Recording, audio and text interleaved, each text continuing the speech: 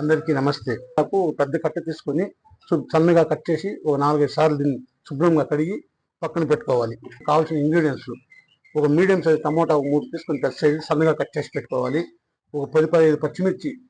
పచ్చిమిర్చి మీ స్పైసీకి తగ్గట్టుగా ఎక్కువ కావాలంటే ఎక్కువ వేసుకోండి, తక్కువ కావాలంటే తక్కువ వేసుకోండి. ఓకే, మామిడికాయ సీజన్ కాబట్టి ఇప్పుడు పుల్లగా ఉండేదానికోసం ఈ మాత్రం ఒక కప్పు మామిడికాయని సన్నగా ముక్కలుగా కట్ చేసి పక్కన పెట్టుకోవాలి.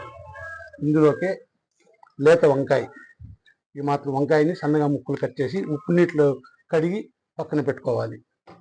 ఇందులోకి రుచికి సరిపడా ఉప్పు, పసుపు చేస్తాను, మీరు కూడా చూసేస్తారు రండి. ముందుగా ఈ మాత్రం మట్టి పాత్రను దాన్ని తీసుకోవాలి.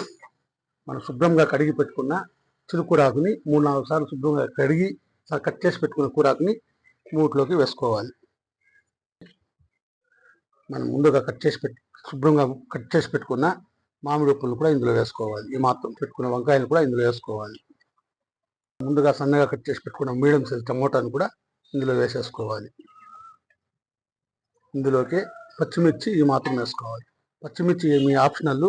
స్పైసీ ఎక్కువ తినేవాళ్ళంటే ఎక్కువగా వేసుకోండి, తక్కువ తినేవాళ్ళంటే తక్కువ వేసుకోండి. నేను ఒక 15 వేసుకున్నాను. ఈ మాత్రం పసుపు కూడా వేసుకోవాలి. 1 స్పూన్ ఉప్పు కూడా వేసుకోవాలి. 1 గ్లాస్ వాటర్ కూడా ఇందులో వేసుకోవాలి. స్టవ్ వెలిగించుకొని వీటన్నిటిని ఇలా పెట్టి ఒక 15 నిమిషాలు ఇలాంటి పప్పు గుత్తి సహాయంతో దీన్ని పాముకోవాలి.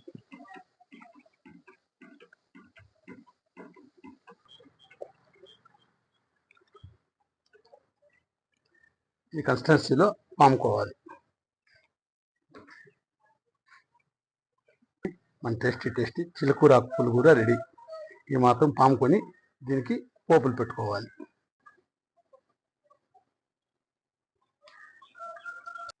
వెలిగించుకొని ఈ మాత్రం ఒక 2 స్పూన్లు ఆయిల్ వేసుకోవాలి.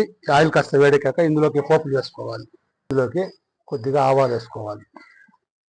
ఆవాలు, అలాగే పచ్చిపప్పు, మినపప్పు, పచ్చి శనగపప్పు, మినపప్పు, జీలకర్ర కూడా వేసేసుకోవాలి. వీటన్నిటిని చిట్టుపట్లాడేంత వరకు బాగా వేయించుకోవాలి. కరివేపాకు వేసుకోవాలి. ఆనియన్స్, బాగా దించి పెట్టుకున్న వెల్లుల్లి రెమ్మల్ని కూడా ఒక 10-15 రెమ్మలు ఇందులో వేసుకోవాలి. అన్నింటిని ఆనియన్స్ని పచ్చివాసనపై బాగా గోల్డెన్ బ్రౌన్ కలర్ వచ్చేంత వరకు వేయించుకోవాలి. మాత్రం ఎండుమిర్చిని కూడా వేసుకోవాలి. వీటన్నిటిని బాగా గోల్డెన్ బ్రౌన్ కలర్ వచ్చేంత వరకు వేయించుకోవాలి. ఇప్పుడు నేను ఏ విధంగా తయారు చేశానో మీరు కూడా ఆ విధంగా ఇందులో ట్రై చేయండి. తినేదానికి చాలా బాగుంటుంది. గోల్డెన్ బ్రౌన్ కలర్లో తిరిగేంత వరకు దీన్ని బాగా ఇలా వేయించుకోవాలి. ఇప్పుడు మనం ముందుగా పెట్టుకున్న పులుగూరిని స్టవ్ మీద పెట్టుకోవాలి. దీన్ని తీసుకొని దీని మీద పెట్టుకొని ఈ పోపు దినుసుల్ని ఇందులో వేసేసుకోవాలి. అన్నిటిని వేసుకొని దీన్ని బాగా కలుపుకోవాలి. అంతే, ఎంతో సింప్లీ టేస్టీ. మనం ముందుగా పాముకున్నప్పుడు మిగులుకున్న వాటర్ని కూడా ఇందులో వేసేసుకోవాలి. ఇది వేడి అన్నంలో కానీ సంగటిలో కానీ చాలా అంటే చాలా టేస్ట్గా ఉంటుంది, చాలా సూపర్గా ఉంటుంది. మీరు కూడా ఒకసారి ఈ విధంగా ట్రై చేయండి. దీన్ని స్టవ్ ఆఫ్ చేసుకొని దించేసుకొని వడ్డించుకోవాలి. మన కూరాకు పులుగూరులోకి ఈ మాత్రం రాగి ముద్ద చేసుకుంటే రాయలసీమ రాగి సంగటి చాలా కొద్దిసేపు ఇలా మూతి పెట్టి ఉడికించుకోవాలి. రాగి సంగటి ఇది మాత్రం బాగా కలుపుకోవాలి. ఈ మాత్రం ఉండలు చేసుకోవాలి. రాగి పిండి తక్కువగా ఉంది కాబట్టి నేను తక్కువ వేసుకున్నాను. వేడి సంగటి రెడీ అయింది. మన కూరాకు పులుగూర రెడీ అయింది. ఇంకా ఆలస్యం ఎందుకు? మన కూరాకు పులుగూర రెడీ అయింది. వేడిగా ఇందులోకి మన రాయలసీమ రాగి సంగటి రెడీ అయింది. ఇంకా ఆలస్యం ఎందుకు? రేపు నేను ఏ విధంగా ట్రై చేసానో ఆ విధంగా ట్రై చేసుకోండి. చాలా అంటే చాలా సూపర్గా ఉంటుంది. రాగి సంగటిలోకి కానీ అన్నంలోకి కానీ ఈ పులుగూర మామిడికాయ మనము వంకాయ చేసినాం కాబట్టి పుల్లగా, పచ్చిమిర్చి కారంగా వేరే లెవెల్. మాటలు లేవు, మాట్లాడుకోవడాలు లేవు. అంత టేస్టీగా, అంత కమ్మగా, అంత టేస్టీగా ఉంది.